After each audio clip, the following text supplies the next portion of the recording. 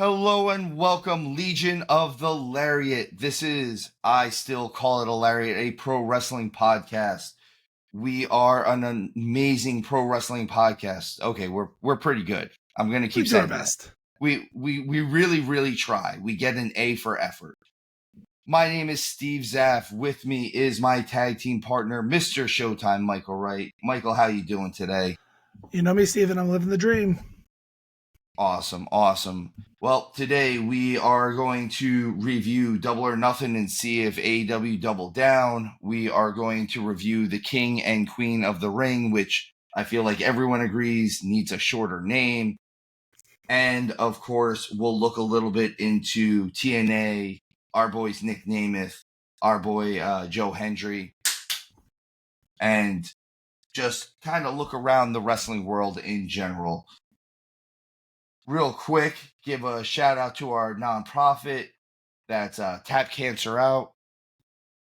This helps out with Alex's Lemonade Stand, American Brain Tumor Association, Isabella Santos Foundation, Little Pink Houses of Hope, Camp Sunshine, Christopher's Haven, the Sidney Kimmel Comprehensive Cancer Center at Johns Hopkins.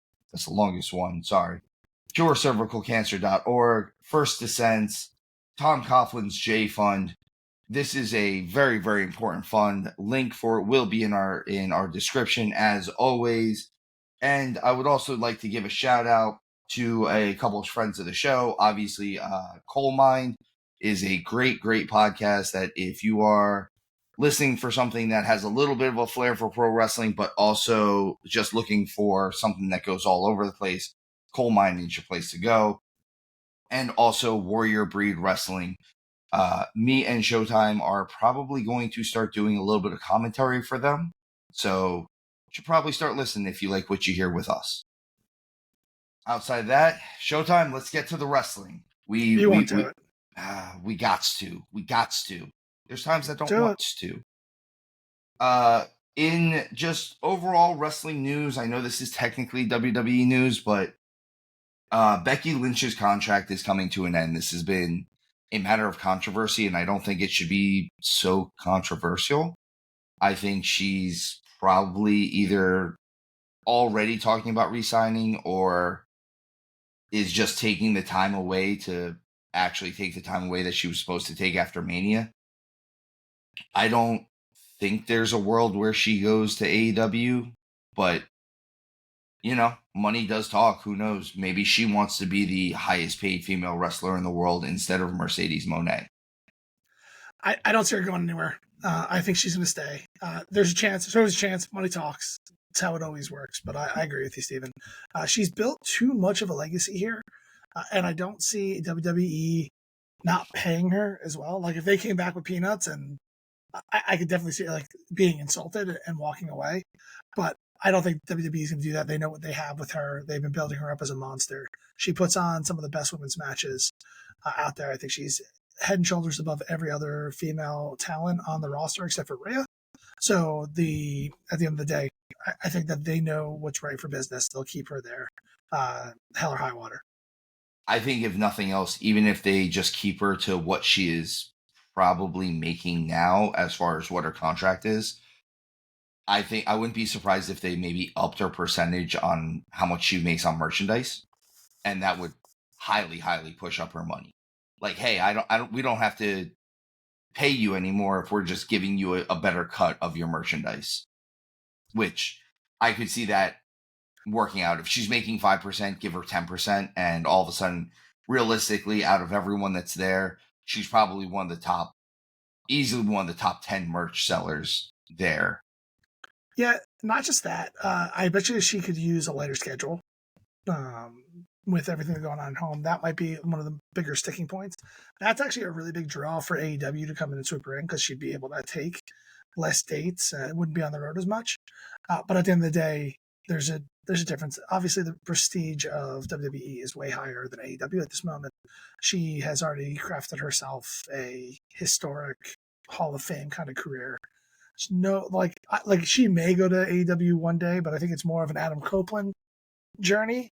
Just to finish things off. Yeah, because I'm not ready to go. You don't have anything for me in WWE. I don't want to just flounder around. I want to go somewhere else. So I could see that in 10 years. But right now, I don't see any of that happening right now. I don't think so either. Not especially not with I don't see Seth Rollins going anywhere ever, so I can't see her leaving her husband in a different promotion unless it would the money would have to talk way too highly. I feel like. Yeah, I think that's overrated sometimes when you have your significant other there. The difference with them and some other people when you see them split is that they're both like top tier talent. They're both main event talent. So why split up? But there's a bunch of factors in it. We don't know what's going on backstage. It's ridiculous that she doesn't have a contract right now. I'm sure that they're crossing T's, dotting I's. She could be stalling to see what AEW offers her so she can have WWE match it. That's a strong negotiation tactic. But at the end of the day, she knows what she got here. And it's a hot mess over there, I hear sometimes. So Well, that's kind of all we got for around the wrestling world. Other than let's move on to TNA. TNA, we got some cool stuff happening over there. Mike, you've been watching TNA kind of religiously lately. This has been your promotion lately. It's been fun. Like it's certainly not the best wrestling and the best storylines out there, but it's in a nice digestible amount. Like once a week, a pretty tight show, and what they do at the time they have, I think, is really fun. And so right now they're in the process of building up to June 14th against all odds, and I think they're doing good work to get them to that place. You saw Nick Nemeth's return this week, which was awesome. I love to see Nick Nemeth back. You saw Hardy challenging Moose for the world title. You're going to see the Nemeth boys challenging for the tag team titles. And then you saw Trent Seven win the number one contendership for the X Division title. So he'll be going up against Mustafa Ali. This week's Impact, there wasn't a ton to going on except for kind of the first couple of names between the system and between Hardy and the Nemeth boys. So that's really the focus of this. But I will say the John Gresham build with all the ink, I'm digging it. I'm intrigued. I like the long build for this. I want to see where it goes, and I'm just excited to see a storyline. There's a little bit of that mysticism, or whatever you want to call it, the ink from the octopus. So it's exciting. It's captivating, and I'm in, and I believe the wrestling that's happening here. I also like the stuff that they're doing with Jonathan Gresham. It gives him something more to go on. At one point, he was kind of just a really good wrestler. But, and I hate to always say it like this, but I'm very I'm very big on the aesthetics of pro wrestling. And unfortunately, Jonathan Gresham he's a broad dude. He's solid and stocky, but he's not the biggest dude in the world. He's kind of like 5'4", 5'5" and like he's like 5'4", 5'5", and like a double Rey Mysterio. Like he's like 2 of Rey's wide, and this gives him something with that character where you can kind of bite into it a little bit more and give you something where you're not just a good wrestler, because just being a good wrestler nowadays just doesn't cut it really. There's just a lot of good wrestlers out there, right? Like there's so many of them out there, and we're skewed on this show. I won't lie. Like we like a good story to go along with good wrestling. Like we want both sides of that coin, and this is kind of building towards that. He puts on some pretty solid matches. He's got an intriguing storyline where I'm not like I really have no idea where it's going yet. Like is he gonna build his own faction of what is it, a pod of octopi? I'm not sure. They're usually relatively solitary animals, but this is an Animal Planet, so I'll move on. So I'm not quite sure what he's building, but there's definitely some gears moving in the background, and I would like them to kind of follow through with this and not just let it fall off. And plus, his mask is dope. I love that thing.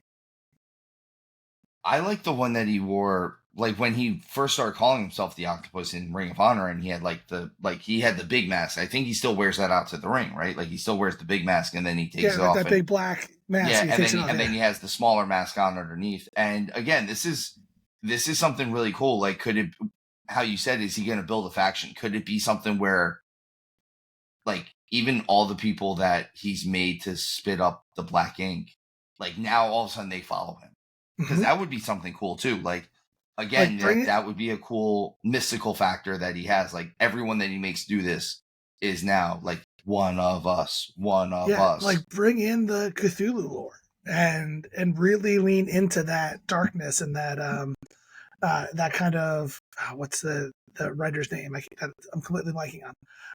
Lovecraft, like that Lovecraftian kind of feel around him. And I think you can get some cool matches. You can get people that you really didn't expect to be tied into this. And you can even have some of those guys who are following them have like breaks mid match of being like, what am I doing? And then they fall right back into the trance. I like that. That sounds fun. So, as you said, everything's kind of building towards Against All Odds on June 14th. I think it's going to be a fun pay-per-view, honestly. I think, and it gives you a reason, having a good, fun pay-per-view like that gives you a reason to get the TNA Plus app.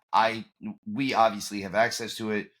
It's our job to have it. Realistically, let's face it. We watch a lot of wrestling. I think in the last 2 weeks, if it didn't involve hockey, it was wrestling. That's kind of all I've watched. That's all I've watched in the last 2 weeks is hockey and wrestling. And by the way, go Rangers. But also, go wrestling. We've watched a lot of wrestling. There was a lot of pay-per-views this weekend. Lots and lots of titles were defended. Moving on to AEW. Dynamite, Collision, and Rampage. They were all pretty light this week. Everything they did was kind of just having guys that were on the pay-per-view facing guys who weren't on the pay-per-view, and excuse me, and it was kind of just all set up for that. The only thing that really came about was was Hook and Shibata basically tying to become the number one contenders for the FTW title. Congratulations, Showtime. Man, who would have thought that? Oh my goodness. His name is Michael Wright. It's just kind of how it works. I mean, it was right there. Like it was clearly that was going to happen. Like I felt so confident that I put it into my predictions last week to cover off on it because I had a feeling that it was going to be a 3-way. Outside of that, the only big thing that they did was Darby showing up with a flamethrower, which cool.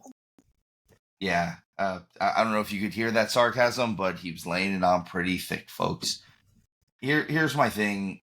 I've had some conversations with people about Tony Khan, whether or not he's trying to be an on-screen character. And I'm very big on the fact that I fully believe Tony Khan wants to be an on-screen character. He wants to be an on-screen character more than he wants to be the owner of the company, as far as I'm concerned.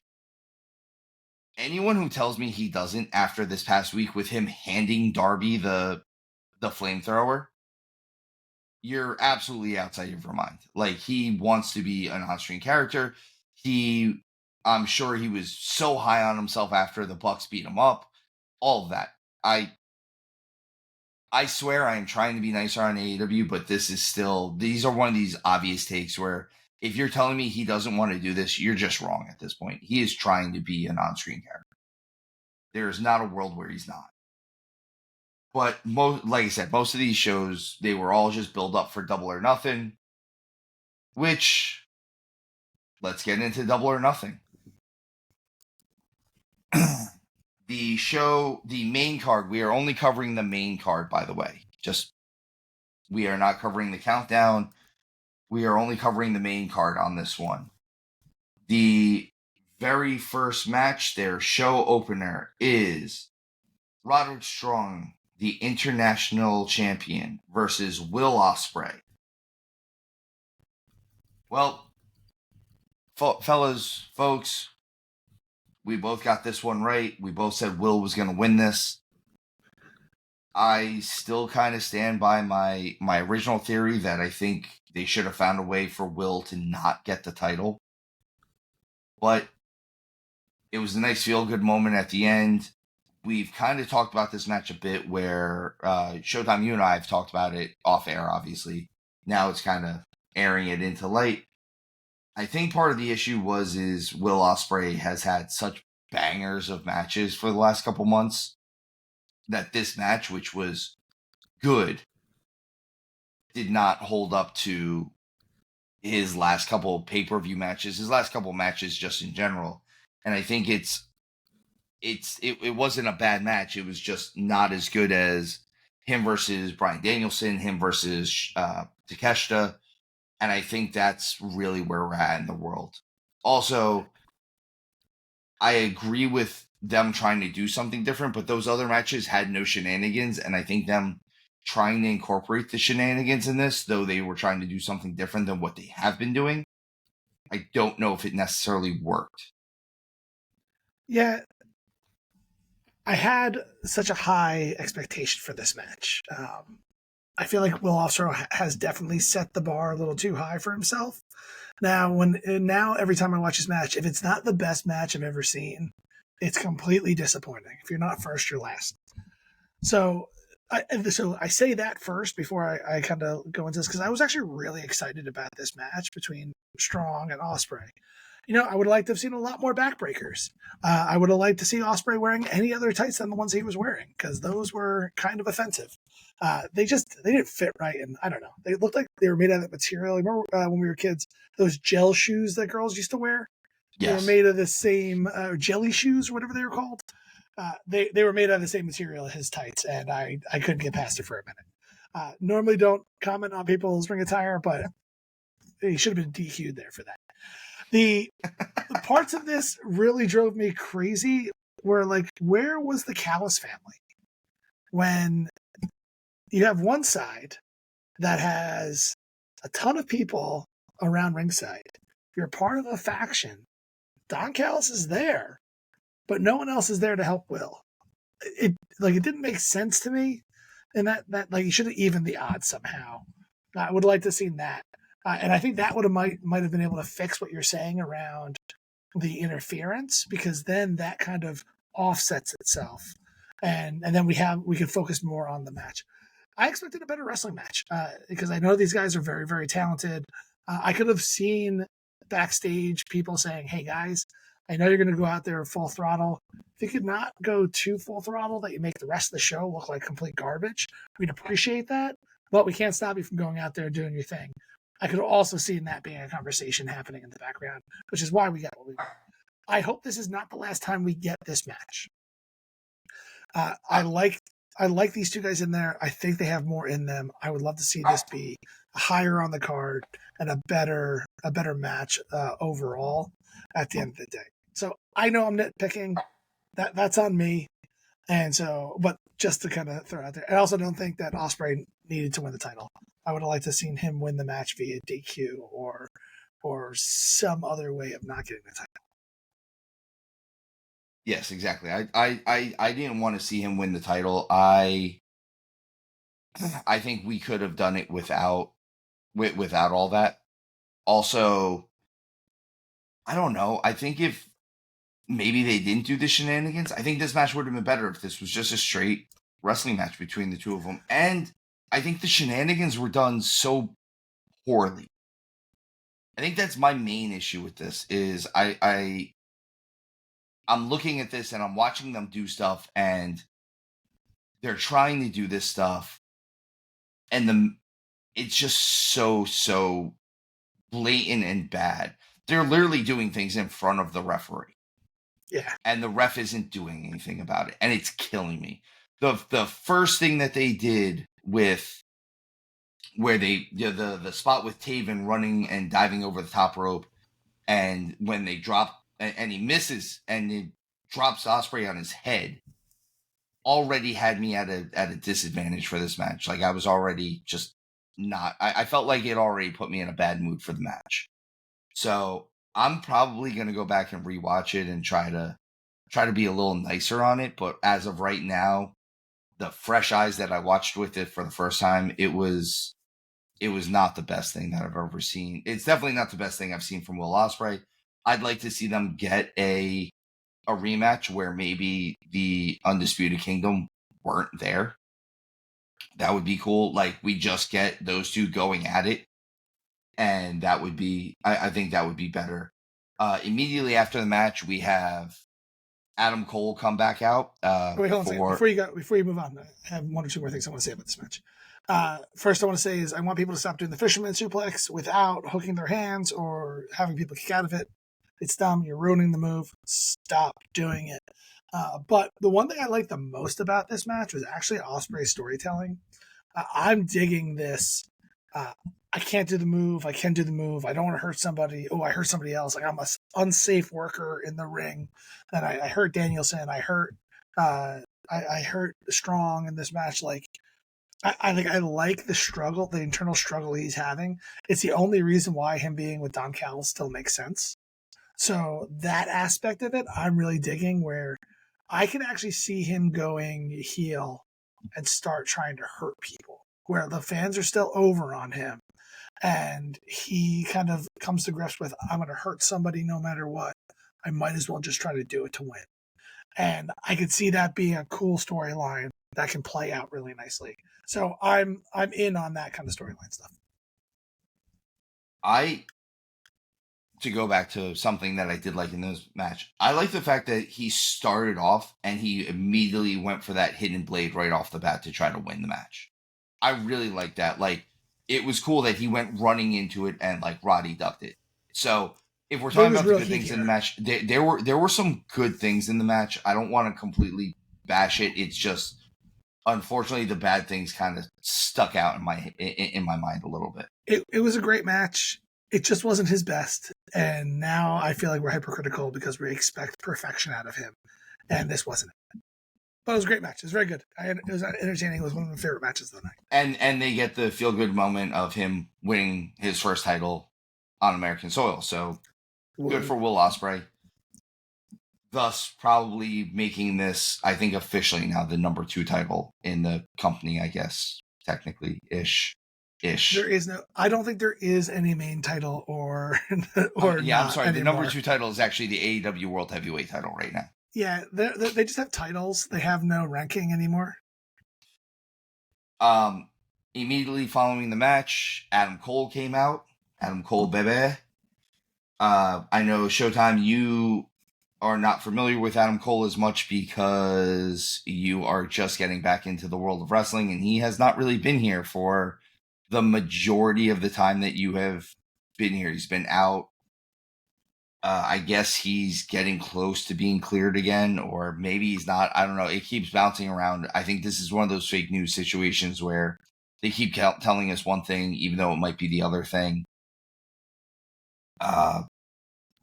Which then led to the return of MJF. This was a fired up promo. This was a situation where obviously shots were fired towards WWE. A lot of shots were fired towards WWE.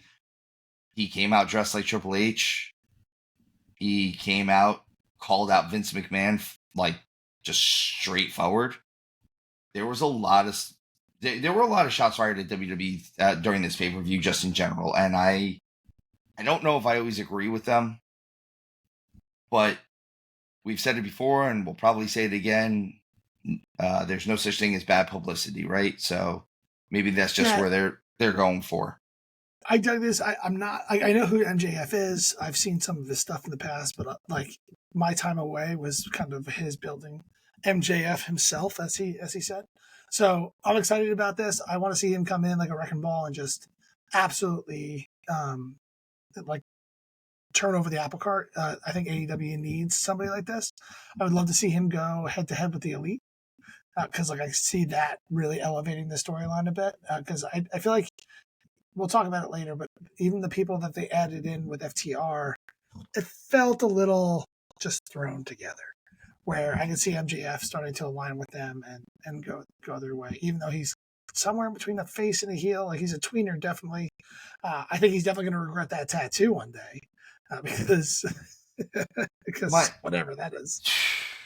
The thing with that tattoo and him doing this has been kind of my my whole thing about MJF, whether he's leaving, whether he's staying. I'm going to say this, and I don't mean this in the harsh tone that I'm going to have to say this in, but he's a big fish in a small pond in AEW. AEW is very clearly the number 2 promotion. It's not, and that's not a knock on them. That's just where they're at in the world. If he had the opportunity to go to the WWE, I could see if the situation is such that they were going to make him go to NXT first. I understand why he would not have done it. He is not at an NXT level. He is a main roster guy. In fact, the second he comes in, he should actually be pushed directly towards the main event as far as I'm concerned. He should be pushed directly towards Cody because of their history and their background.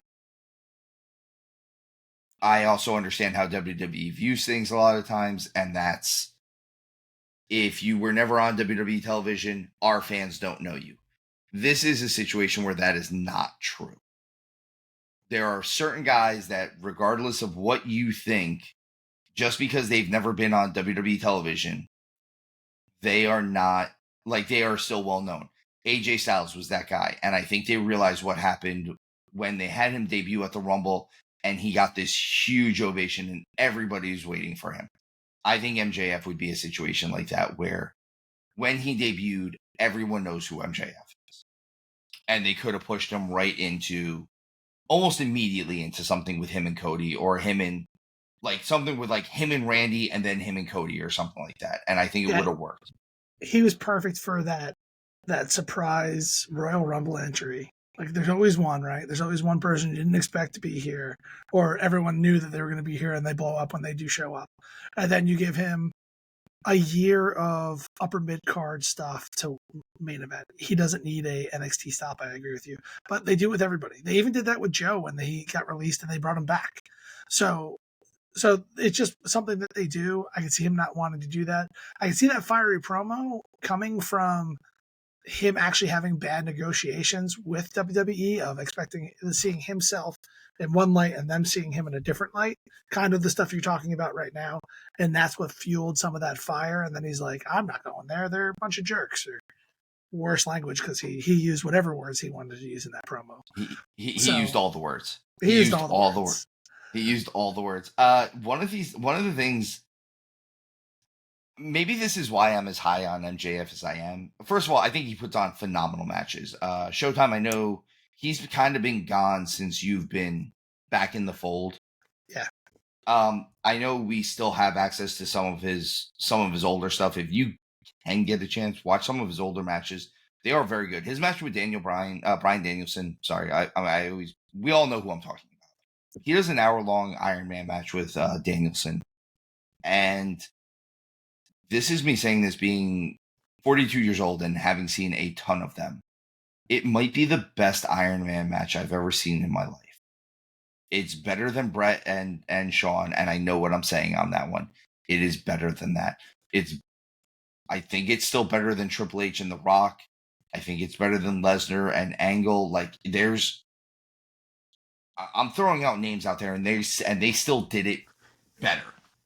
So it's one of those matches that, like, it was just before he left, and it was damn good. So his ability to wrestle is one thing. I respect and also cringe a little bit on his promos, because he is an awesome promo. But being the fan of people who I am a fan of, and we went over that already, he has an air of Shane Douglas about him. It used to be that he had an air of Roddy Piper about him. I feel like he's leaning a little bit more towards that franchise Shane Douglas, where I said this in our favorite wrestlers episode. I've never seen somebody outside of Shane Douglas who can build a bridge and burn a bridge in the same promo. And I think MJF might be getting to that point where it's cool if what you're trying to do is completely build AEW up to the point where it is such a powerhouse. And that's the point where I think that's what he wants to do. I think, and like you said, I think maybe the negotiations didn't go as well. And now that came through in the promo because he's never shied away from doing stuff. I also like the fact that when he's a heel, he's a true heel. He doesn't sign autographs. He doesn't do stuff. He doesn't do stuff like that. In fact, when he works tables at shows that are there for autographs, someone comes up for an autograph and he flips them off. I dig that. Like, you're a real heel. You actually try to get real heat and try to actually get booed. I'm big on that. I think this is a big return. I think it opens up their storyline capabilities huge by having arguably their another huge star in there. It gives Will Ospreay someone else to work with. It gives all of these guys someone else to work with to build a storyline. But like I said, I think this is big, and I would like to. I think Showtime, you definitely need to go back and watch a little bit more MJF stuff, just because he was coming up while you were not really watching. Mm-hmm. Yeah, I came back probably around the beginning of this year for this show. I think that's like right after he was. Yeah, he got hurt right before he dropped the belt to Joe at the December timeframe. I think so, something like that. Yeah. So we go from that, and then we get Death Triangle versus the Bang Bang Gang for the unified 6-man trios, so many belts tag team title. Why are there so many belts, man? Why are they carrying around 3 titles each? This could use a cup. You know, like they're the cup winners. They don't need belts for this. They're you're right. And at the end of this match, they're all holding it, and I was trying to count how many there were because there was another return in this of somebody that I didn't know.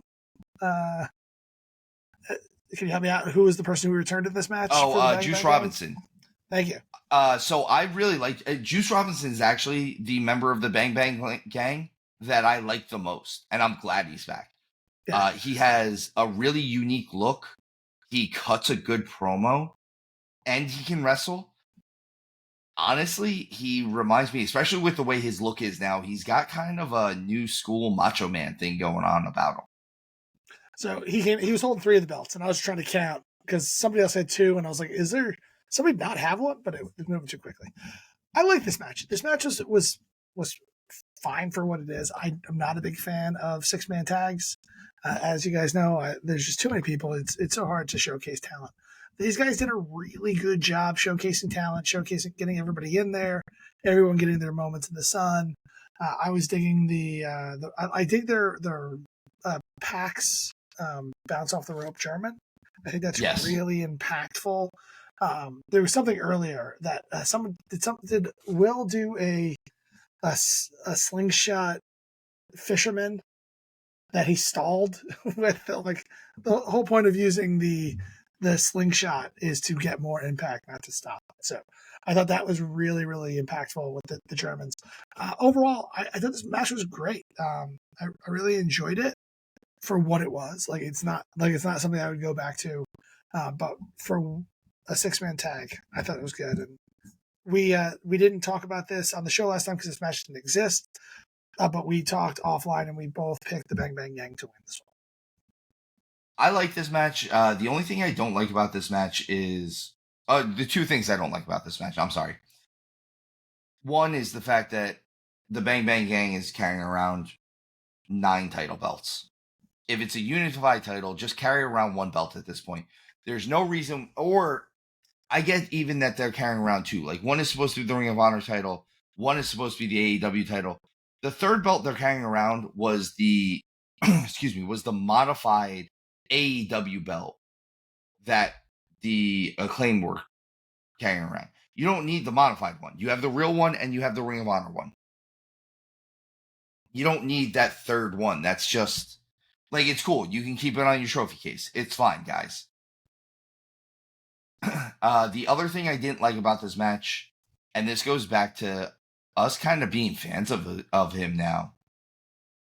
Can Pac start winning matches? He's so good.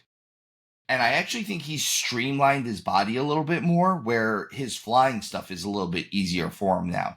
he was kind of almost too bulky at one point, and you could see he couldn't get his footing for some of his moves at one point. And I think he's actually at his perfect body size right now, and he looks good. He looks great. He wrestles amazing matches, but it's hard for me to believe that he's a viable threat when he never wins a match. I think both AEW and WWE is having a hard time with this, where certain people just always lose and certain people always win. And unless they're fighting just the job squad or some developmental talent, you can call it every single time. So I think they need to fix that, and I think Pac, I don't know, is it Pac or Pac? Pac, I think. They switch it every couple of minutes. I think he's the perfect example of someone I would like to see a couple wins from. So then when he faces somebody else, I could be uncertain on who wins. And like some good wins too. Like, hey, I beat blah blah blah. Like a name guy. I beat Okada. I'm throwing him out there because he's on the card, but like if he beat Orange Cassidy. Yeah. Like that would be huge for them because they don't have Orange Cassidy lose that often. If he beat getting a surprise win over Okada. No, because Takeshita now is in the same boat. I'll get into that. Yeah, we'll get into that later. But like have him go over on a Christian Cage. Have him go over on a Malachi Black. Have him go over on Adam Copeland. Like, and it doesn't have to be a decisive victory, but just something where he sneaks out the win. It was really close. Oh, is Pac back? That's kind of what I would like to see there. That rhymed, by the way. I know. But like you said, this was a fun match. It kind of, it's just not our, neither one of us are big on 6-man matches. I thought this was, to quote Scarps, I felt like this was a match that involved some jamokes. I think they did a pretty good job. I don't think there was a lot I think they did around. a good job. I think there was points where I was just, I don't think this was the match I called it on. I think it was during the 3-way for the FTW title was when I was like, oh, there's some guys just lying around. Yeah, but there was a couple of those spots that seemed like they should be laying around. The next match, I'm going to say it, this was my favorite match on the card. I agree. Toni Storm versus Serena Deeb put on the best wrestling match on the card that night. I will say right now, and I think I said it going into this, the 2 women's matches have the potential to be my favorite wrestling matches. And I was right. Yeah, I think those 2 were the best matches in my opinion, particularly because this match was a better version of the first match. There was a lot of similarities in the Toni Storm, Serena Deeb match to the Will Ospreay, Roderick Strong match. And so, like, I think I texted you during this where I was like, AEW, were the best wrestle the same match. Because that's kind of what this felt like. I'm like, oh, there's the off the rope German. Oh, there's the fisherman suplex. There's another Texas. There's another cloverleaf. Like, what are we doing here, guys? Like, can we just talk or like watch the match so you don't completely do the same thing? So I don't think it was exactly the same match, and I liked it better with Toni Storm and Deeb doing it than Will Ospreay and Strong doing it, because I think they could have had a way better match doing slightly different stuff. So, but I like this match a lot. I just wish it would have ended earlier. For me, there was a moment where Deeb was up. She was up big at one moment in time, and Toni just bounces off the ropes, grabs her, and hits the Storm End. It comes out of nowhere. I pop for it. I'm like, there it is. I love this ending. And then she kicked out. And I was like, that's not how I wanted this to go. And then they kind of just overdid the finish. This match is one of those matches, like to say, overstayed its welcome. It had an extra 3 to 5 minutes that it didn't need. And even if you want to do some of that stuff, put it in other than the let's overdo everybody's finishes at the end. So I have 2 points for this match. One is, I know you talked about earlier that you thought Taz had the line of the night, which we'll talk about that later. Yeah, it's later. There was a term, and it's one of those things where I didn't hear Taz use it. It's an actual term apparently, but Excalibur actually says it, and I'm not always the biggest Excalibur fan, so I'll give him his flowers on this one. There's a point where Toni Storm is so clearly knocked out. She's out on her feet. And they explain it by saying she got caught with the heel of the hand. I've been a martial artist my whole life. I've never heard the term heel of the hand, and I actually had to look it up to see if that was a real thing. Yeah, and it is. It's exactly what it sounds like, but I never heard it, and I thought the fact that Taz didn't say it and that Nigel McGuinness didn't say it, and these are like the two legit guys, and then Excalibur said it, I was like, oh, that, you know what? Nice on you, Excalibur. I'll give you that one. At the time, like I said, I had to look it up because I was like, is this even a real term, or is he just making stuff up at this point? I disliked that after they said that, they went in a little further and they explained it too much. Because then it turns into, they just explained that Toni Storm didn't do something that she was supposed to do, thus explaining that it was fake or that it was planned. Have it be that she's out cold and just leave it at that. Oh my God, she's obviously out on her feet. That's why this happened. Like, you don't have to say too much more. Just, oh my God, she's so clearly out on her feet after that palm strike to the jaw. That's all they had to say. My other thing, again, I really like this match, so I'm kind of nitpicking on certain things on this one now. I know you say it's overstayed its welcome, and I do agree with you. I think it could have been a perfect ending. I think yours would have been a really good ending. My other thing is the actual end that they did, where they did the pile driver off the second rope, and then she still hit her regular version of the pile driver. I think that's overkill. The pile driver, the version of it off the second rope, there's no reason why that shouldn't be enough.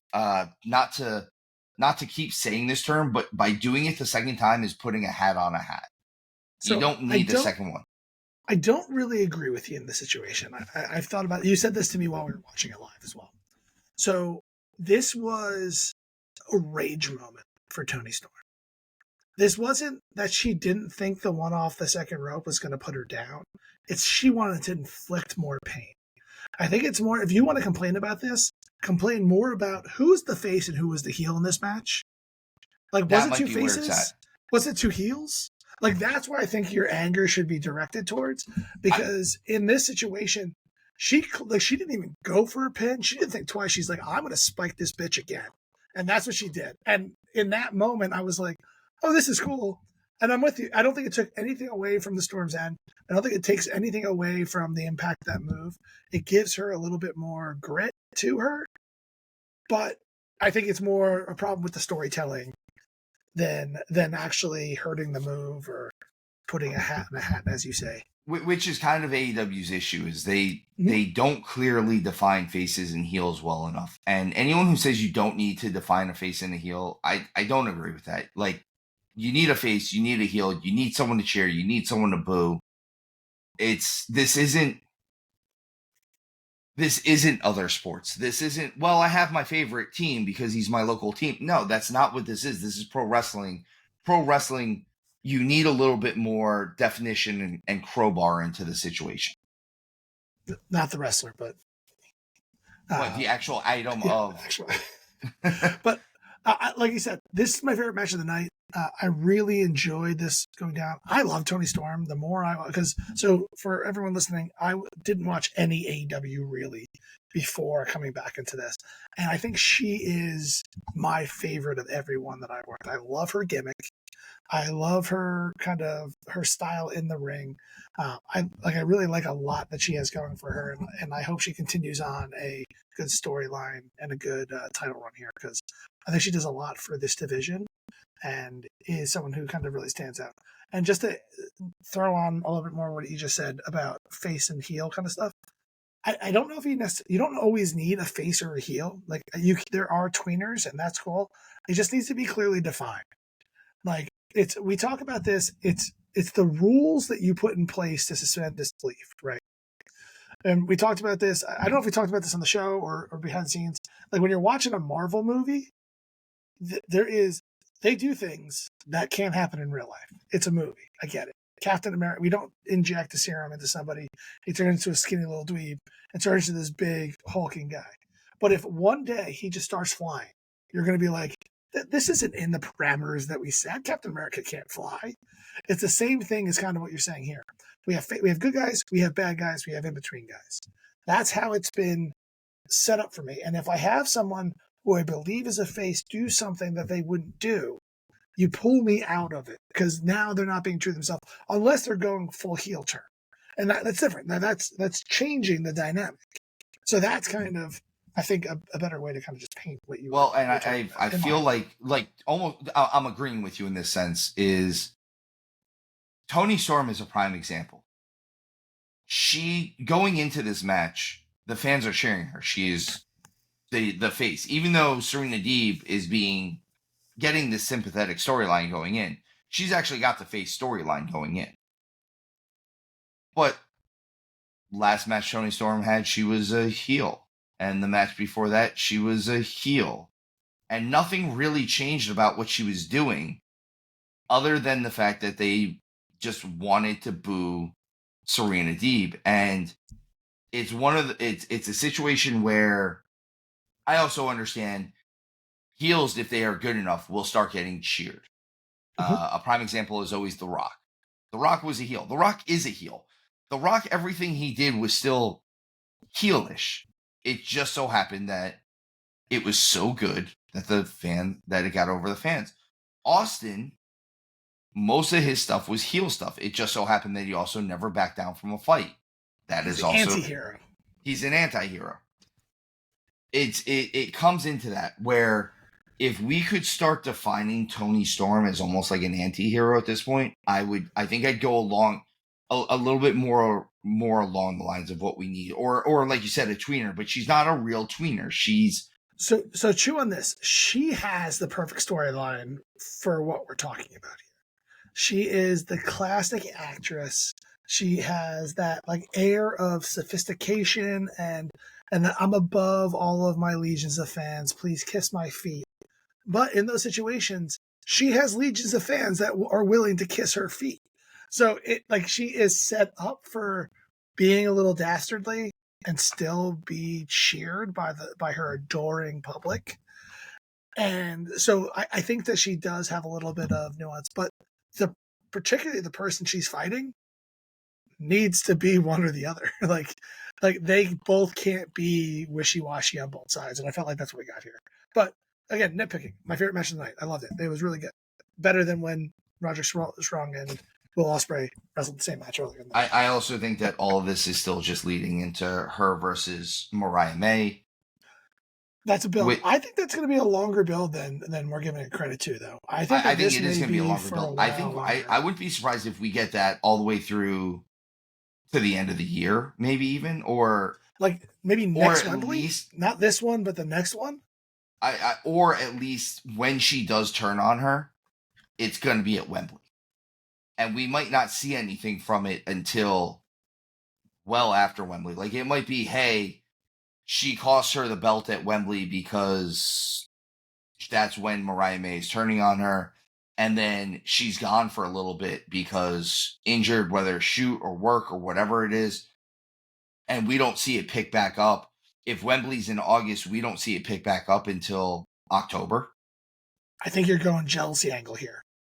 I think that's how they break up, is Toni Storm starts getting jealous because Mariah May is giving somebody else attention, even though Mariah May isn't meaning to. And it may be that Mariah May just has enough and turns on Toni, but I think that's going to be the tension. That's going to be the catalyst for the two of them breaking up. I could see that. I could definitely see that. Okay, well, moving on. Next match was Trent Beretta versus Orange Cassidy. This was one. I know. I discounted how much Tony Khan loves Orange Cassidy. I did not discount this. This was, I made the choice on realistically who should have won this match. You're falling behind. Shut up. Just shut up, you jerk. The match was good. There wasn't anything I disliked about this match other than just Orange Cassidy. Do you know what I would have liked to have seen? The match they built. Because they had this kind of match already. And they had the brawling. And they build this up as now we're going to have a wrestling match to see who the real wrestler of the two of us are, who the better of the wrestlers are in this scenario. And then they brawled. Like, I wanted to see the wrestling match. That's what you promised me, a wrestling match, and gave me what you've given me in the past. Like, that's not what I came for. So that's my big gripe, and I don't know if I can get past that. I dig the storyline within it. I liked Orange Cassidy being Orange Cassidy, even though you hate that about him. Is like all of him, like just pointing at all of him. But like, hold on.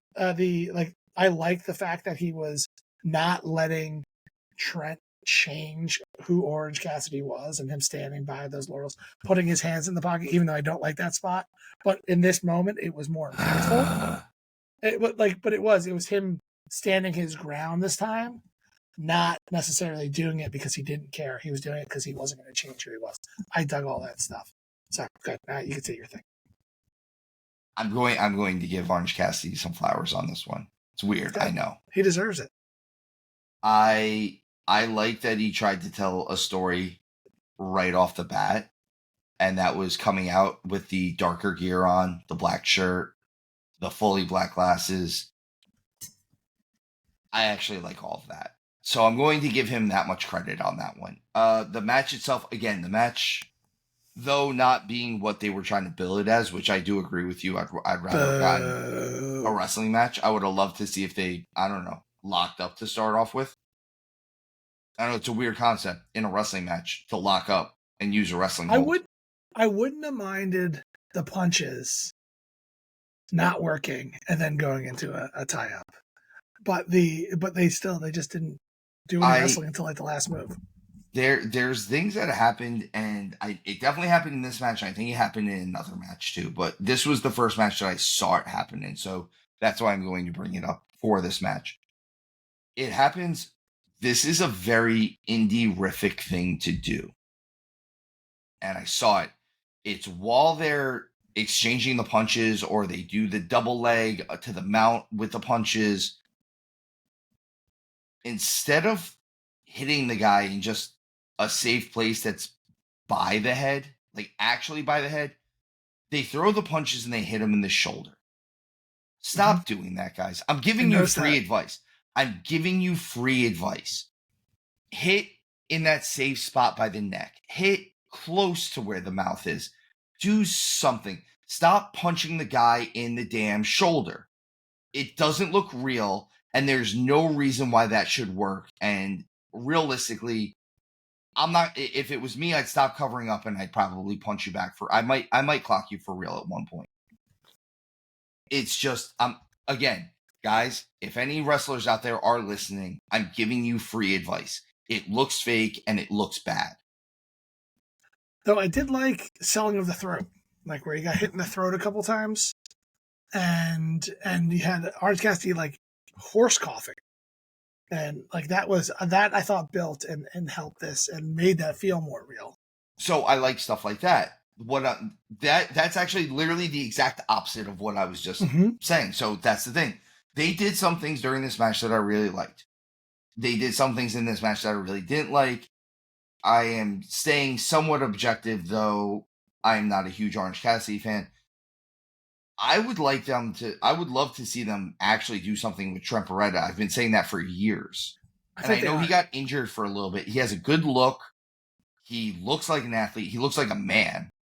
And he looks like he should be able to do something. You could also make the argument that he looks like a less tattooed bargain basement CM Punk, but there's that too. I never would have said that. I don't get that vibe from him at all. So someone I was watching the show with goes, "Is that CM Punk?" That's the only reason why I'm throwing it out there. I'm like, no, that's Trent Beretta. He has a different body type too. I actually really like Trent Beretta. I like him. I like the fact that he's solo. I was never a huge fan of Chuck Taylor. And again, I'm not trying to bash Chuck or Orange Cassidy in this. I'm just trying to build up the fact that I really like Trent Beretta. And I'd like to see them do something. I think he's a good guy where, depending on if you get that TNT title off of Copeland and you made it more of a TV title, I think Trent Beretta would be a cool guy to throw that belt on. I agree with where that. Where you made it, if you make it a real TV title, basically, I could see him doing that. I like the end of this match. I like the roll up, or like the reversal into the pin, and winning via a wrestling move. Like, that was cool. I wish the rest of it had wrestling moves. Weird. So I like that. It seems a little weird in this match because this one has so much animosity and so much heat building towards it. For it to end that way feels a little off, but I still like them doing that, and I liked Trent's temper tantrum afterwards, where he was almost in disbelief, like he couldn't believe it ended that way. He wasn't going to do this right now. So I'm curious what this leads to. I think this might lead to something I think you called around him aligning himself with Don Callis, and it's not going to be Orange Cassidy. It's going to be Trent Beretta. I didn't believe that was going to happen here, but now I think it might happen. I think it might happen, and I think it might happen because, like you said, where Orange Cassidy isn't going to change his morals and his stance, I think that's going to be the thing, is Trent Beretta will be there to be like, well, I'll do whatever you tell me to do, and goes out there and, like, rebash. I don't think this is the end of this feud, although I kind of like this to be the end of this feud, at least for a while. But who knows? We'll see where this leads in. I don't know where this story takes us from here on out. The next match I'm excited to learn that answer. Like this, I actually am. I'd like. Honestly, I'm actually getting a little into some of the Don Callis stuff. It's a little. It's becoming a bit more interesting, and I'm not always a huge fan of his stuff. So the fact that it's getting me interested is making me a little bit happy about it. Immediate next match, the FTW. You can call it what you want, Mike. Say it. For the world. It's for everybody. It's for you, Steven. It's for me. It's for the world. This doesn't say for the Hook title. No, it certainly doesn't. It doesn't say his name. It doesn't say Jericho's name. It's so nice of Jericho to give the fans the recognition that they deserve. He is, man, just really turned it around. Like, I love the appreciation he's given all of us. I need to stop recording with heels. This match was kind of exactly what I thought it was going to be. Was it exactly what you thought it was going to be, Steven? I mean, aside from me thinking Hook was going to win. Here we go again. That's 2 behind. I don't know if you're going to be able to catch up. I think I catch up. I don't know. We'll see. We'll see what happens next. At least with this. I completely called this. Let's just, like, I didn't see how Shibata or Hook were going to be in this match, particularly when they had a 3-way match to get into the match. Like, it had 3-way written all over it. So, like, I called in the prediction show that I thought Hook wins if it's a 1-on-1, like you said. I think Jericho wins if it's Shibata and Hook. Literally called that out. So, because I had a feeling that this is the way it was going to go, because they want to draw out this storyline a little bit. And I can't tell you how much I popped for when Jericho had the number of days as champion on the screen, and it's only like 47. It's like a small amount, or it was like 27 days, whatever the small amount. But him counting the days that he's had the title was so funny. It was so good. I'm becoming such a huge fan of Shibata, though. I'm popping for him using Siri to talk. I love that. That's so good. I love it. And it's so interesting. And it's, again, this is a situation where you have a comedy gimmick, because it's kind of a comedy gimmick. But then he gets in the ring and he can wrestle. This is, again, but he's serious. He's serious with the stuff he's saying. It's just funny that he has the translator doing it. Although I like that he occasionally throws in a little bit of humor in there. Like when he was talking to Renee Paquette the one day, it's like, your hair is pretty. And I was like, I like this. This is, I love that gimmick. Jericho goes over on this one. I was wrong. You were right. I'll say it now. Um, there was a lot going on in this match. Just a lot. I kind of liked. I liked them breaking out the dice. I sort of like the like. black bag of doom. I Hockey kind of. pucks, I dice, don't. whatever they want to put I out. don't know if I necessarily like them throwing the dice at Jericho. That was I continued storyline. Like he threw so pucks at so Shibata. I understand it. My thing with it is the hockey puck is a little easier to control when you throw it. This goes into the me business side of this. A die when it bounces off is kind of hard to control where it's going, and this goes back to even Revolution, where when Darby went through the glass and the fans were complaining because someone got hit by the glass. You're taking the chance that the fans are going to get hit with that dice, and that's more where I'm going with it. I'm not actually saying I don't like the spot. I'm just saying my OCD in this would have come into play where I would have been like, I don't know, we don't know where that dice is going to go. And once it bounces off of Jericho's big head, who knows where that thing's going?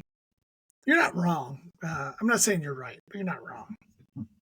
Again, I'm saying I don't dislike the spot in the context of if there was nothing else that could happen. The problem is the businessman side of me is looking at it as that could happen.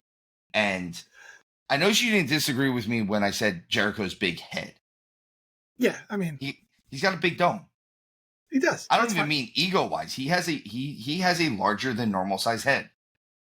I didn't like it when Bill almost got impaled by the table. Do you see how close that was? Yes.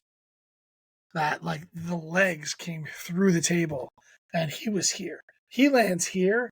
That dude is in bad shape. I'd like them to do a little bit more, not just be Jericho's Redwood in this case. I get that that's where they're at, but he kind of just came off a tag team title run. I'd like to see them do something where he starts challenging for a title. I don't know if I want him to turn on Jericho necessarily, but like I want him to do something where he's going after someone's belt at this point, or at least in a significant feud that gives me he can go from that feud to a title feud.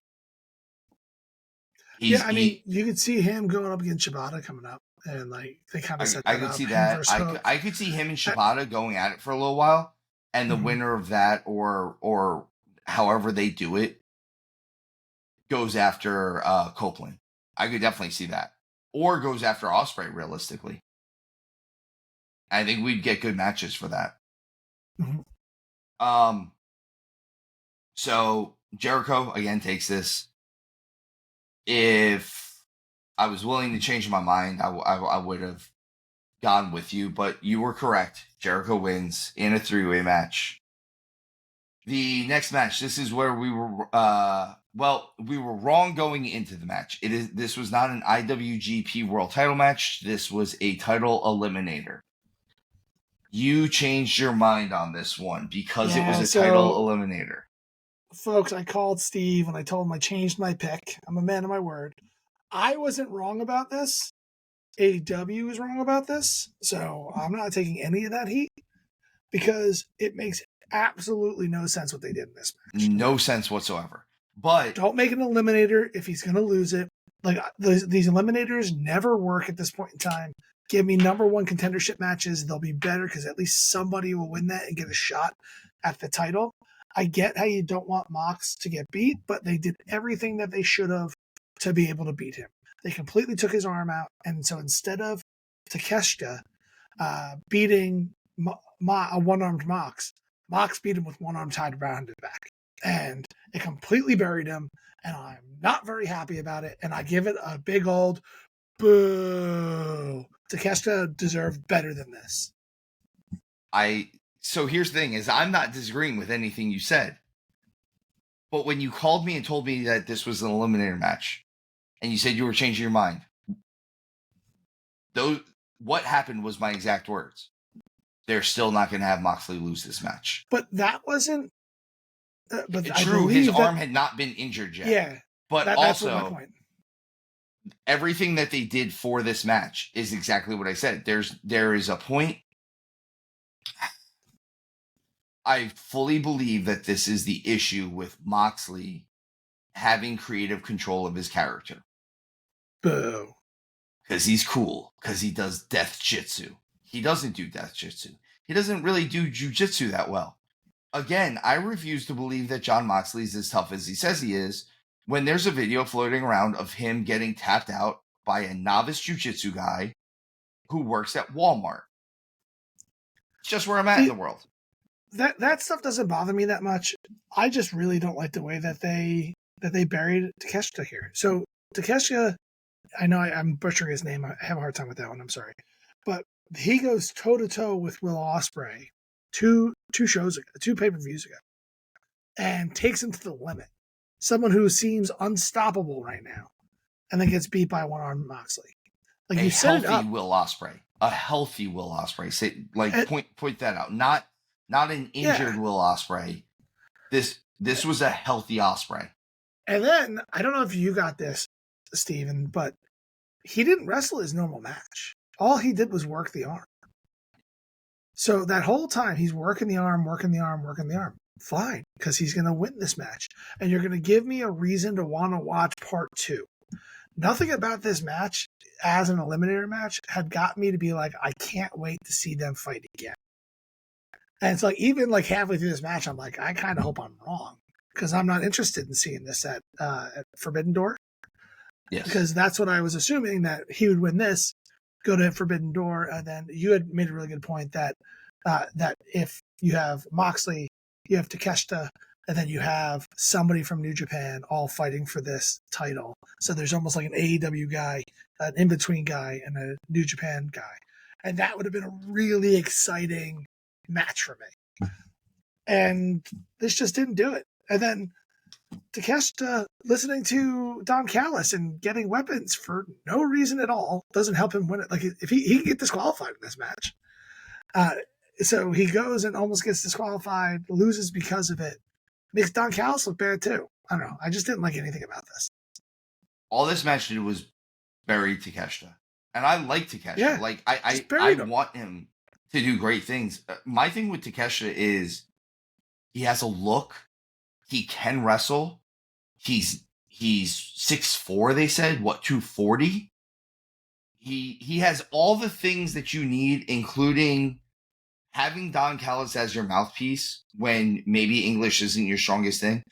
He does everything, like, everything is right about him, except for coming into this match and losing, because now you just got beat by a one-armed man.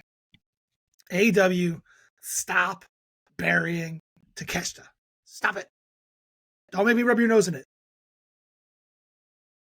I don't think they're going to stop burying Takeshita. I don't think so either. But this is the start of my comeback for the picks, by the way. Yeah. Well, you got lucky. I switched my pick.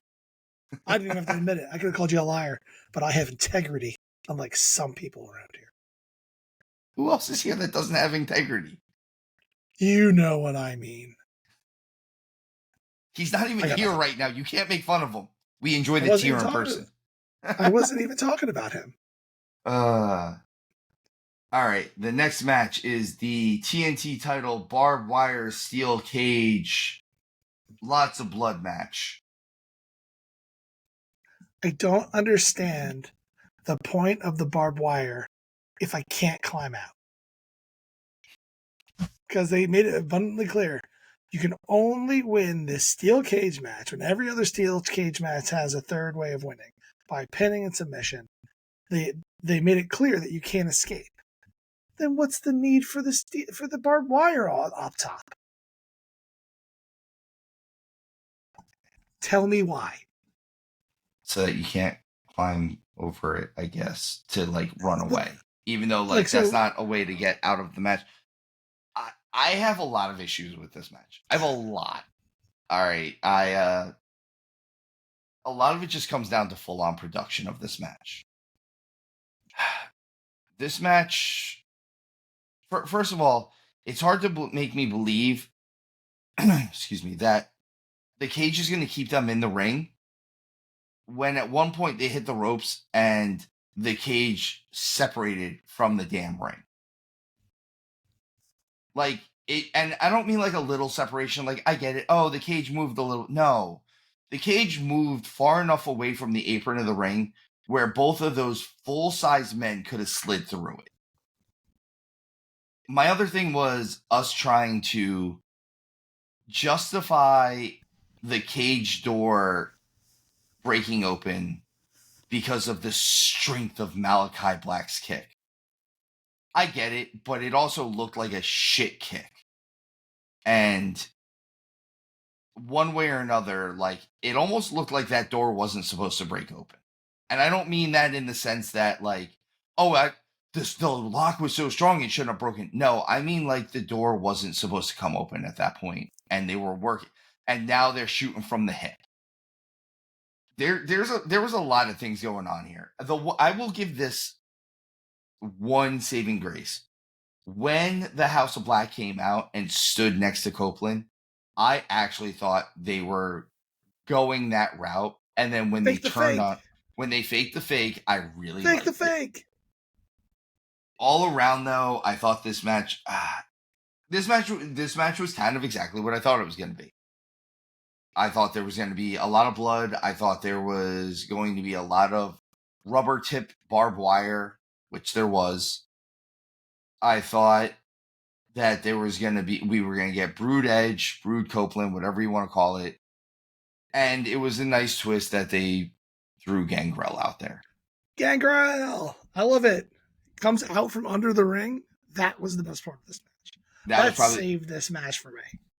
I think the part that makes me miss it a little bit is if we could have gotten Christian in there too. I was wondering if he'd come down. I'm like, I know it doesn't make sense. But Gangrel's here. Give me a little family reunion. But I wouldn't be surprised if that happens later. That's what gets the three of them together. I think it's going to happen later. Or I could see Gangrel coming in and being Copeland's manager for a little bit. Because I don't think he's going to do a lot of in-ring stuff. And this might have been just a one-off thing. But I could see him coming in and kind of managing Copeland and then having Christian join. And then he manages the two of them. I think this was one-off. Honestly, I think using Gangrel this time was a one-off. I think this was... He wanted to use him at Mania. They wouldn't let him use him at Mania. And I think this was a one-off situation. I'm still holding true, and we'll go into that when we get to that title match. I have some ideas on what I think will happen with Christian and Copeland. It's hard for me not to call him Edge. We know who he is. But Copeland goes over on this match. Boom. I was right. This is where we evened out. You're lucky I changed my thing, or we never would have evened out. But yes, I had Malachi Black because I think it made more sense. Again, I wasn't wrong. They were. I'm always right. It just, like, for me, like, I like the storyline of Malachi going over here because it gives the House of Black a little bit of intrigue, a little bit of push, because now Copeland has just beaten every member of the House of Black, and now they're worthless to me. I have no need for them because they can't take down Copeland. So like they'll go and feud with somebody else, I guess, or maybe they'll all join him because he did say that they had to do that, but then they didn't. So I don't know. Like, it either demotes them to being Copeland's underlings, or they're going to go and feud, I don't know, with the Bang Bang Gang, I guess. Like, throw them down. I guess, maybe, who knows. That's why Malachi winning was better. I think Malachi winning would have been better, but I kind of just thought they weren't taking it off Copeland.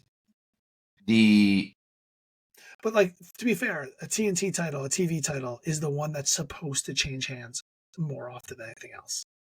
Exactly. Like, that's the spirit of it, is that it's okay. It doesn't hurt the prestige of the title because it's supposed to be passed around. Where the international title going from Roderick Strong to Ospreay this quickly after taking it off of Orange Cassidy, who had a nice long run with it, that cheapens it a little bit, in my opinion. Or at least it cheapens Roderick's run with it. Congratulations, you're a transitional champion. Your only title defense was against your friend who came off a near career-ending injury and in his first match back lost. And basically everything they've done since giving Roddy the title is kind of almost wrong. It's just just where we're at. The definition of a transitional champion. Exactly. I could have done without Nigel McGuinness constantly saying you don't invite a vampire into your house. I didn't mind him saying it once. The fact that he just kept saying it, kind of, I was like, you said it once. It didn't get over the first time. You don't need to keep going there. Just keep moving. Keep going. So, to move on after that, we get Willow Nightingale versus Mercedes Moné for the TBS title. This is my second favorite match of the night.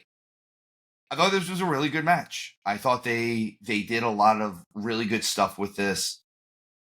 Again, a lot of the people that I was watching the show with, not all of them are wrestling fans. And one of the things that was said that goes back to kind of harking on me saying I like aesthetics in wrestling. They said it seems like Willow Nightingale looks like she could do some damage. Mercedes Moné, though she's a technician, seems like she shouldn't be able to do as much to Willow as possibly was done. Which I think that was actually the story. Which I think that was actually almost the storyline that they kind of went with, where Willow was the bulldozer and Mercedes was so clearly coming off of an injury. And I was like, oh, that's like you've never seen these two before, and you're saying that. That's awesome. So they actually did this match pretty correctly. The one thing I would like is I'd like Mercedes Moné to change her finisher. I don't like that finish. And I don't just mean because it didn't look good on Willow. Every time I've seen it, it doesn't look good. It's supposed to be a gory special, and she swings him over and then hits a DDT. And every time she does it, her arm just doesn't get around the right way. It's not just that it didn't look good because you just had a 15-minute match. I've seen her do it just off of being fresh, and it still just doesn't look good. So I don't know if no one knows how to take it the right way, or it's one of those moves that it's not really a move she should be doing necessarily. I think she just always comes down awkwardly. I don't have any other real problem with this match other than that, and the fact that I would have liked Nightingale to win the match. I have one, and I'm going to throw some shade at Willow. Is there a pun in there? There might be a pun in there. So I think she needs a strength trainer. Because, and I've had this complaint about Nia, but it's not as apparent. Willow will do some things, particularly with somebody like a Mercedes, to like muscle her around. And she won't really be able to muscle her around. For the size that she is and the strength she's trying to show off, I don't think she actually has that strength. And it looks a little sloppy. It actually takes away from her a little bit rather than putting her over, which is the intention.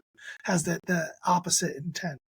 So that's my one, because there was one or two spots here where I think she was just trying to ragdoll Mercedes, and she just wasn't strong enough to do it. I think she does look she does look a little herky jerky on some of that stuff, yeah. And like she needs the momentum for it to happen, and that's not what you're looking for in this situation. And I think that's just my constant critique for Willow. As much as over the last couple of weeks, I've been saying how much I'm impressed on how she's improved in the ring, on the mic, everything. She has been heads and shoulders better every single time I see her, this match included. So I don't want to make this too big of a point, but that's a sticking point. Every time I see it, it's just like, all right, well, get stronger. Like, just be stronger. And by her doing that herky jerky motion too, there's actually more of a chance of her hurting herself. Yeah. Which thus will end a lot of her strength as well, because you keep getting hurt, you're not going to be able to do some of those strength moves the same way. Again, that's a Nia thing. I've been saying that with you for a while. Is I think some of the stuff with Nia is she was in a pretty bad car accident years ago, and I always think that still affects her now in her movements and stuff like that. But this was a good match. This was a really good match, and we said going into this might be one of our favorites, and sure enough, the two women's matches, probably the two best matches on this card. I don't see it any other way. Exact terms were this better be one of the best matches of the night. Otherwise, Mercedes is in big trouble, and I think she delivered. Like I want to say that we were throwing some shade at her coming into this because we were nervous. To be honest, like we want to see a lot of these people succeed. We're not here to bury anybody, and I was nervous that if she came out here flat after not wrestling for so long, that the whole crowd was going to turn on her. And I did not want to see that. I'd rather see the main event of this match than see her come out flat. And she did. She put on a great match. I think they both did. I think she's going to be a great champion. I would have liked the turn to happen in the match rather than after the match, because I think that would have made the title swap a little bit more controversial. I want to see Nightingale and Monet kind of work a clinic together for a little bit and have more than just one. And I don't know if we're going to get that now. I think it's going to be her versus her old friends. We're going to get that. Friendship bracelets taken off and throwing down. That's harsh. So harsh. It's cold-blooded. I'm hoping that after all this is done, that you'll hear Statlander say, I injured her for you. Like I took her out backstage and you still couldn't, because we still haven't gotten payoff. Like we still need that. Like if she says I jumped her so that she wasn't at 100%, even though it was a month ago. Yeah, so long ago. Jesus Christ. And you just couldn't pull the. I could see her saying I jumped her and you couldn't pull the trigger on her or something like that. I think that needs to be where it's at. Or I did it because you gave her a title shot and you never gave me a title shot, and I'm supposed to be your best friend. I could see that one. It could go either one of those. With either one of those. Overall, again, I'm happy with this match. It was their fault she lost. She got the cold pin, or whatever you want to call it, where Willow did pin Monet in the middle of the ring, but there was no ref to count because he was talking to two jabronis. Those two. But again, overall, good match, right? Like this was they delivered a solid match. This was actually one of the matches I was looking forward to the most on this night, because I wanted to make sure that this delivered to the level that it possibly could have. And it did. I think it did. Like I said, my only small critique was that finisher, and that's not a real critique of the match. It's a critique of that move. I don't think is the right move for her. That moves directly into the AEW World Heavyweight title. Swerve Strickland versus Christian Cage. I liked the entrance of Swerve. I liked the Warriors entrance. That was cool. That was cool. I'm always a fan of the Na-Na dance. We know that. We were both correct that Swerve was going to take this one. I thought this was a good match. Yeah, I thought this was what I thought it was going to be. This match was exactly what I thought it was. I thought you had two really good wrestlers. Swerve is very good. Christian is very good. Christian is very smart. He works good matches. He gets you emotionally invested into the match at least enough. I think Christian losing this match is perfect for them to set up the patriarchy turning on him. And he goes away for blah, blah, blah amount of time because the patriarchy turned on him. And now he comes back out with Edge. I could see that route. I think that's going to be the route, is especially the amount that they've been saying that Nick Wayne doesn't need it anymore because he's been sitting under the tutelage. Or, just trade the patriarchy off to another Canadian and have them all sitting under the learning tree. Oh my. That's a little too much, even for me. I think Taz had the line of the night here. Like my grandfather used to say, you live by the turtleneck and you die by the turtleneck. I could definitely see Taz's grandfather saying those words. Nah, I don't think so. That one that cracked me up while he was talking about it. Man, I I like love my this. Tazisms. Do you know what I would like that kind of threw me off on this one is I would like the referees to get together earlier on in the night and set a precedent of throwing people out, because there was numerous times throughout this show, like the what's called the Roderick Strong Osprey match.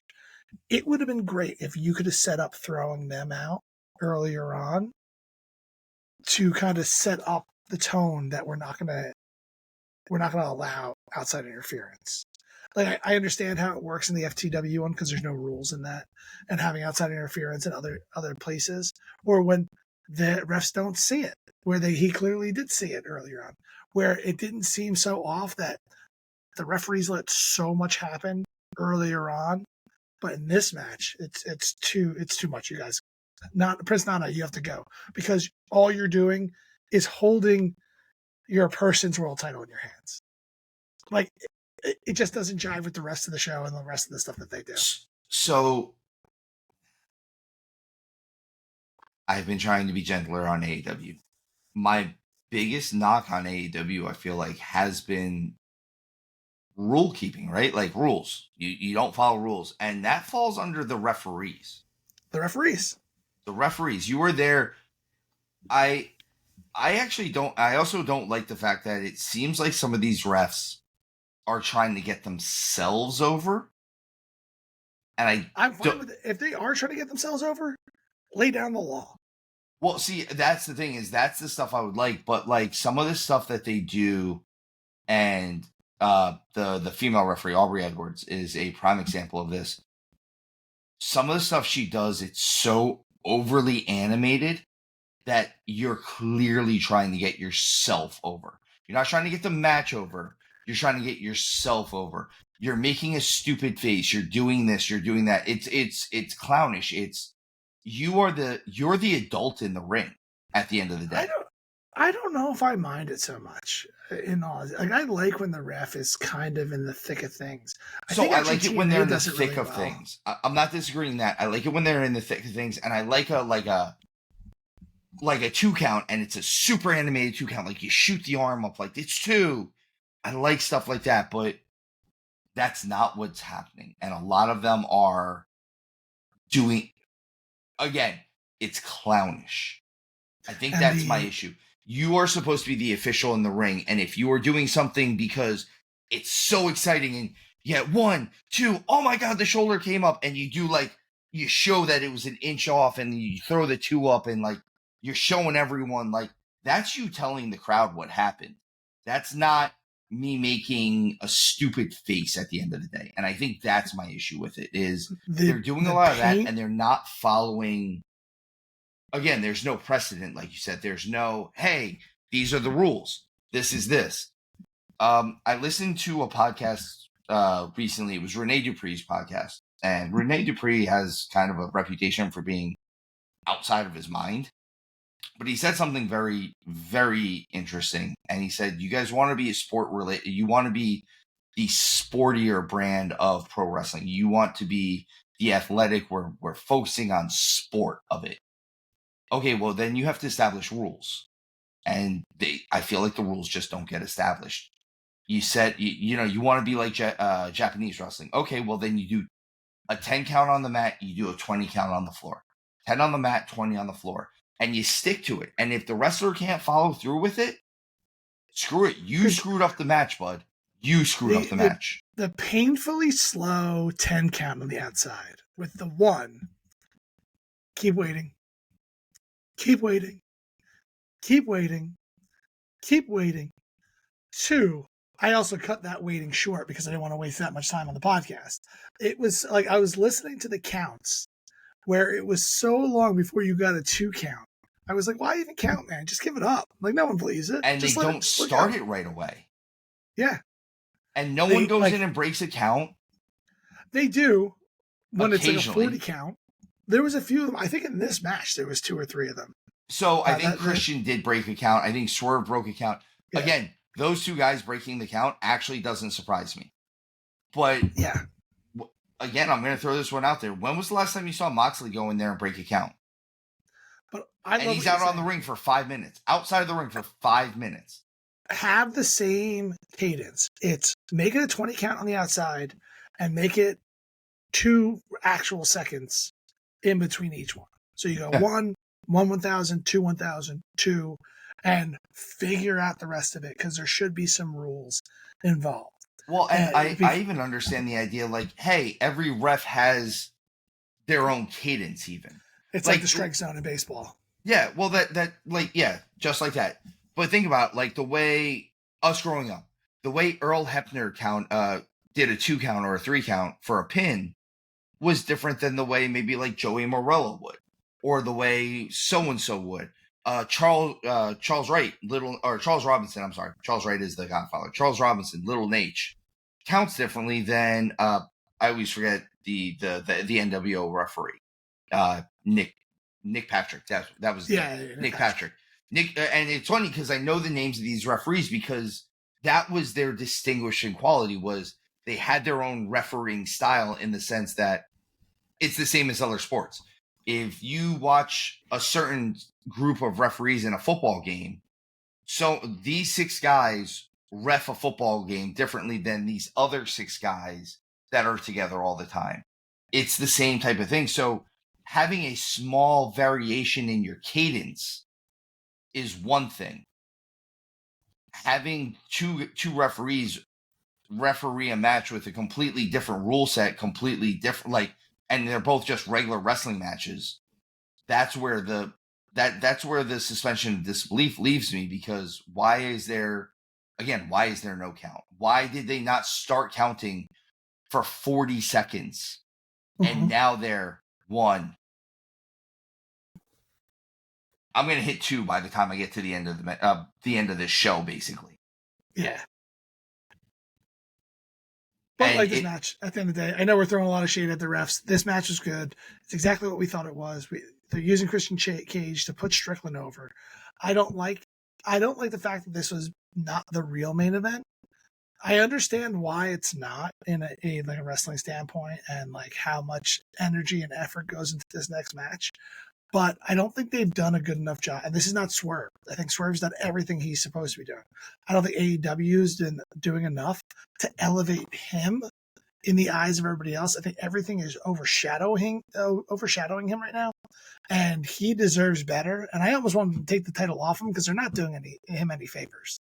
Like, I don't know if you need to get him as a member of the Elite and having them, like, even if it's a grudging, like where the Elite teamed up with Christian Cage. Christian Cage couldn't take down Swerve. So we're going to welcome you into the Elite and you'll have our protection. And Swerve's going to be like, I don't need your protection. They're like, but you do. And then they like almost force him into it by beating him down, setting up obstacles like, all right, you have to defend the title in a handicap match, and whoever pins you is the new champion. And start putting up these giant walls around him where if he doesn't step in line, he's going to lose that title, to a point where maybe they even say, we're going to strip you the title because you've made these infractions over the last couple of weeks. And, you know, this is clause to strip you of our title. This is not at a behavior behooving to a champion. And like that could get the Elite over really well, bring him in there, giving him that tension point to then have a blow off somewhere with Okada or with Jack Perry or whoever we end up getting with. And then at least you put him in the most heated storyline of it, and you elevate him with everything else. Because I really don't think they're doing Swerve any justice right now. I don't think they're doing the AEW World Title just in general any justice. Well, Even kind of leading into Swerve versus Joe, I felt a lot of that cooled off.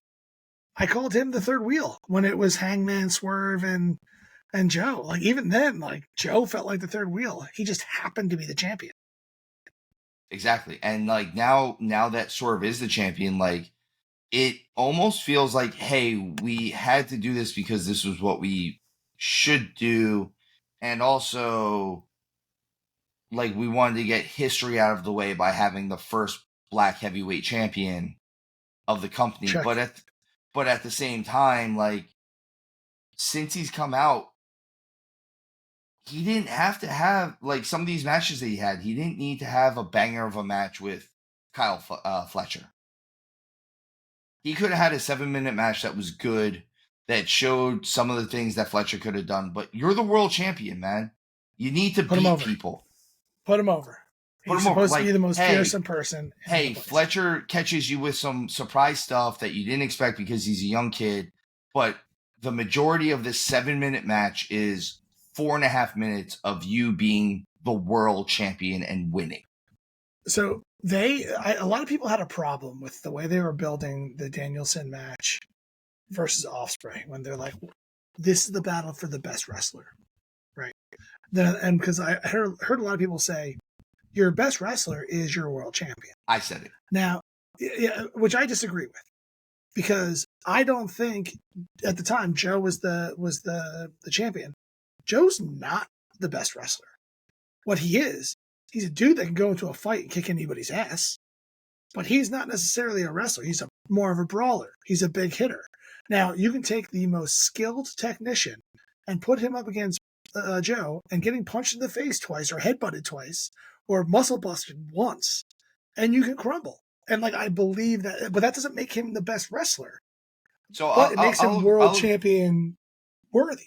I agree with what you're saying. So I don't buy that with Swerve right now.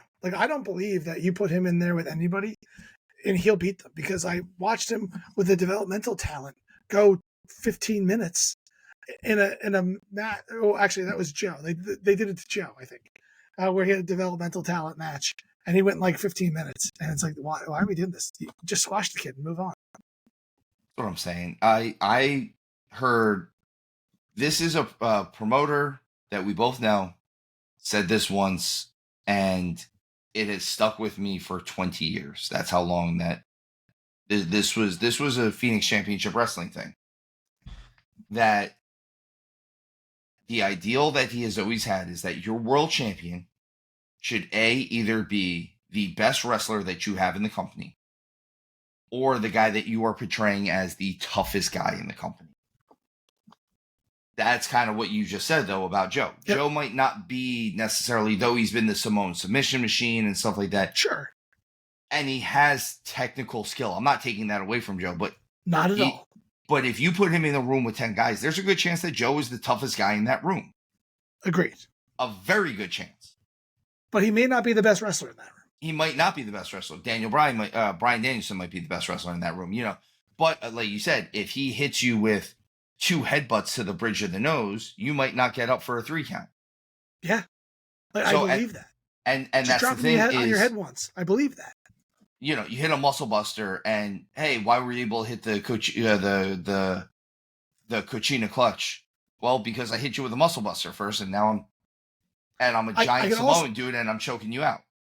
I could also see him getting hit with 2 hidden blades and kicking out, because he's that tough of a guy. And he's Samoan. So, he's got the big Samoan head. This rant is just to say that I don't think they're doing that for Strickland right now, to build him up to somebody who is either the best wrestler, toughest guy, even the most important person in your company. I just don't know what they're doing with him, and I have a problem with it. Clearly. I completely agree with you. I don't see this. This just doesn't. I don't know. Everything they're doing with Strickland is just wrong, it feels like. And it almost feels like. I like him as champion. I want him to be in this spot. I just don't think they're using it right. Yeah, like you said, it's not on Swerve. Swerve is not doing anything wrong. He's doing everything he should be doing. I don't know. We'll see where this goes from here. I don't even know who the next contender for Swerve would be at this point. That's the other thing is, I've been saying this. I see the IWGP title being presented more as their world heavyweight title than their actual world heavyweight title at this point. And that's not your company's title. Their one-arm champion just beat one of their top talents. So I can't say I disagree. Yep. The one thing that we did not bring up, one of the segments, I want to get into that before we start talking about the main event. They brought up that they're going to bring back the Owen Hart tournament. that this is basically their version of King and Queen of the Ring. What? No, it's completely different.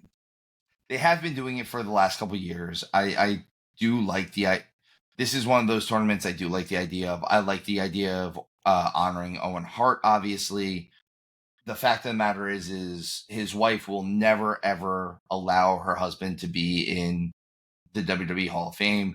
She still holds that grudge. I don't blame her. I'm not saying that's wrong. What I am saying is that this is why they are specifically getting the Owen Hart Memorial tournaments, is because even the stuff that they've done, even the stuff with, I think Sting came down out of the rafters again, and Owen Hart's wife, or Owen Hart's widow, actually approved that. Yeah.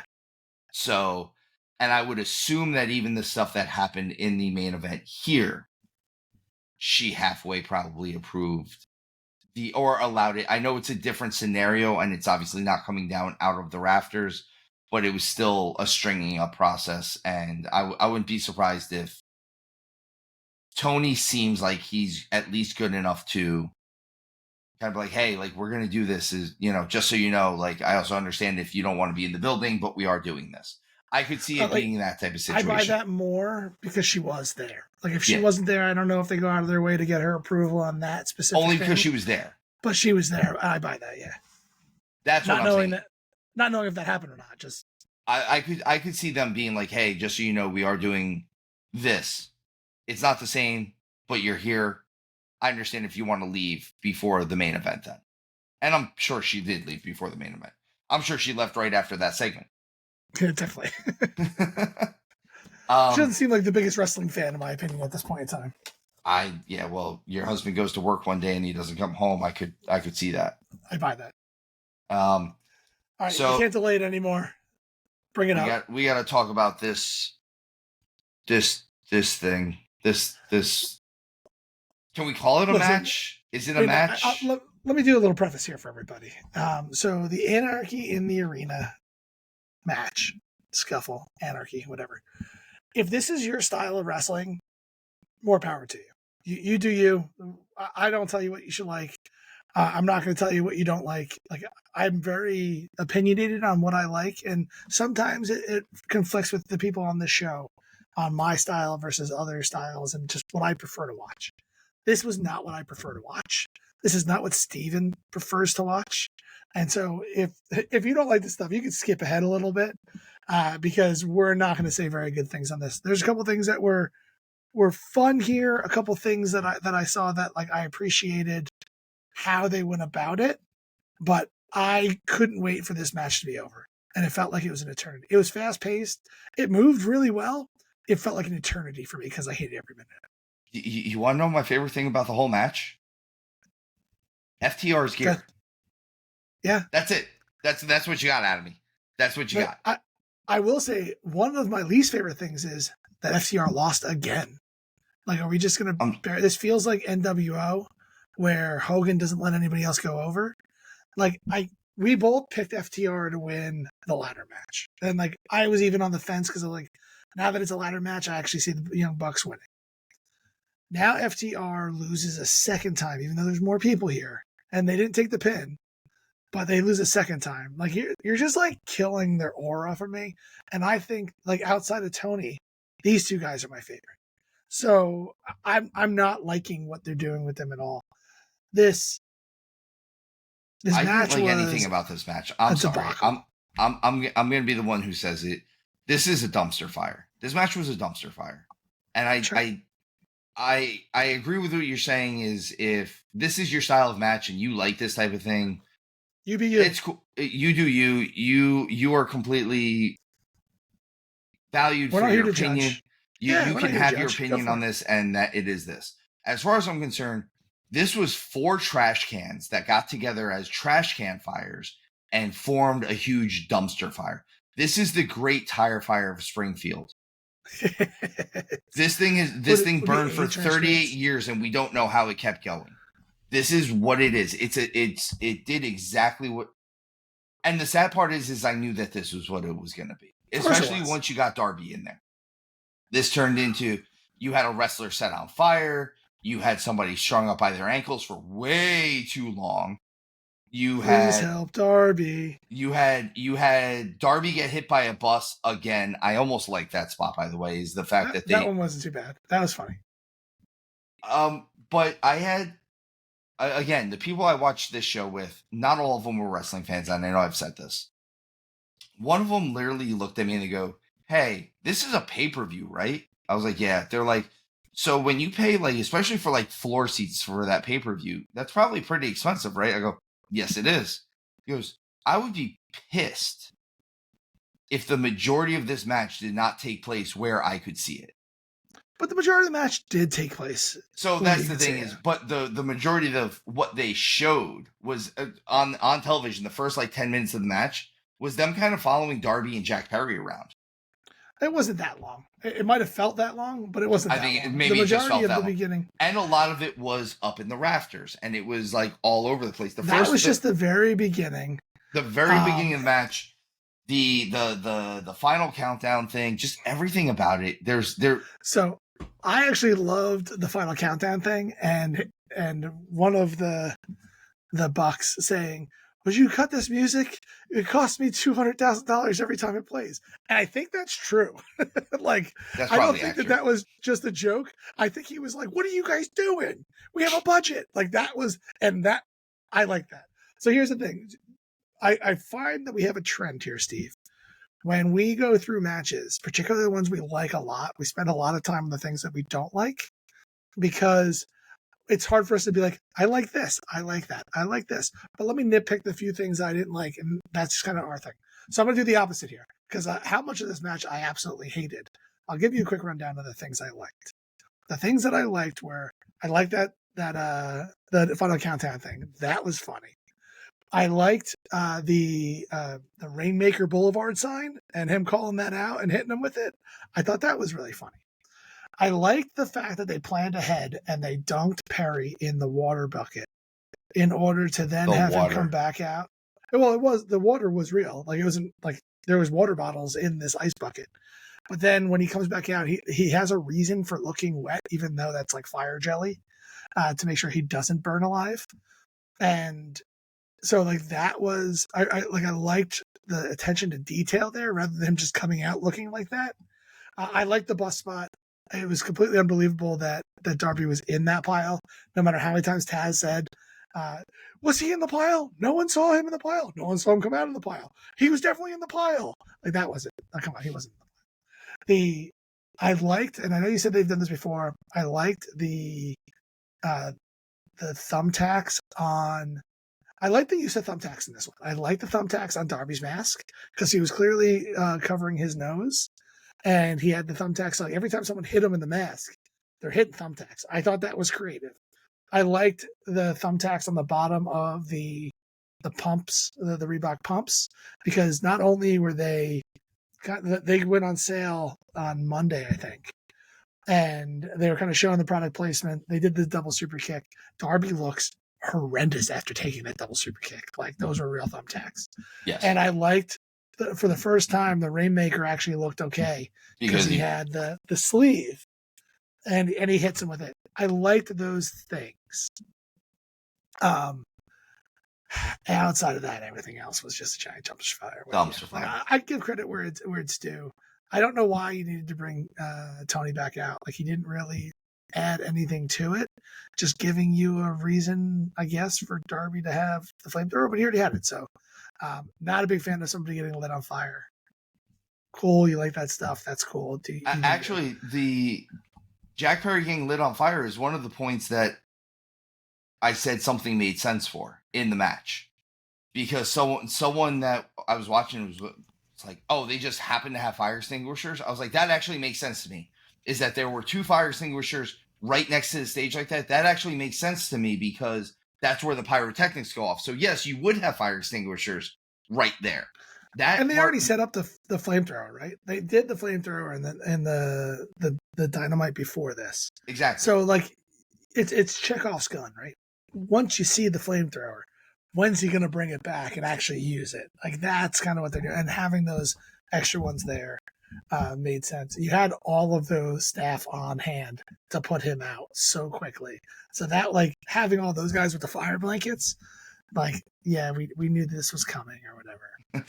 But we don't have to spend much more time on this match. I wasn't a fan of it. I'll never be a fan of this type of wrestling. I think it shortens wrestlers' careers and lives. I'm not a masochist, and I don't enjoy people bleeding like this. I get why it makes sense because you get kicked in the face with thumbtacks, you're gonna bleed.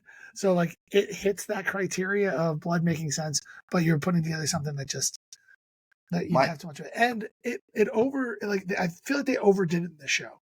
Anarchy in the arena, barbed wire steel cage match, FTW title match, 3 no rules bloody messes. Did anyone bleed during the FTW match? I don't remember. If not, I know I said 3. Didn't Hook get caught in the back of the head or something like that, and he was bleeding? I think that might have so. just been an accident, though. Yeah, but it comes down to some of this stuff. I said this before we went on the air. There's too many.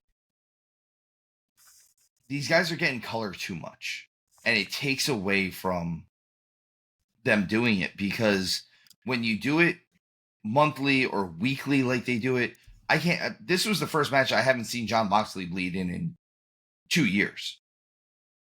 And he wasn't bleeding. I feel like no, Moxley actually was not bleeding. It's because he worked his arm the whole time. Yeah, that's fair. And that's the thing, is when you do stuff, the mystique of blood in wrestling, having a blood feud means something. And when you do it every week or even every month, it's too much.